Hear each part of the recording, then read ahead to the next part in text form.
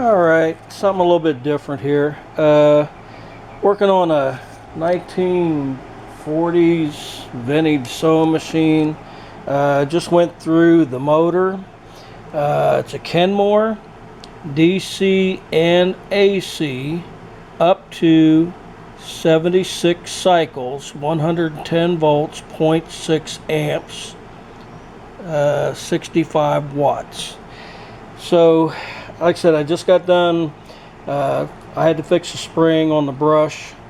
Took it all apart, cleaned it up, Q-tips, re-greased the fittings, and it spins really free. Brushes look good, but here's my dilemma. It says DC and AC.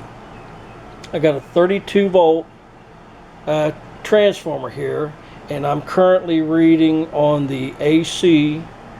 I got 31.8 volts, and I've got the motor, and I'm going to go across the AC. Now I can feel the motor vibrating. I can just barely turn it forward. It resists me turning backwards. Okay, so let's take it off there, and what we will do is unhook the meter from here, switch it over to the DC voltage, and I will read the DC voltage of 28.8. So now if I connect the meter through the bridge rectifier, or the motor through the bridge rectifier, it's spinning, and it's spinning this way.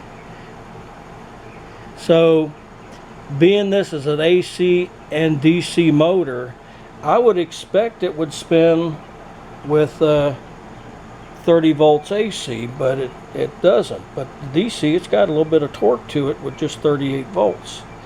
So I don't know. It should work up, 110 volts, but it seems like DC is way more efficient. So I might have to rethink this thing. Oh, by the way, this is the speed control, and I cleaned it up, and basically it's just nickel wire, and this slider actually hooks to a bar that you push your knee against to actually speed it up. And this is the machine here that I'm working on. Nice wood cabinet. I want to work on that. But yeah, I was just checking the motor out. Did verify the motor does work now, and it spins free. So anyhow, it's just happily going along. So thanks for watching.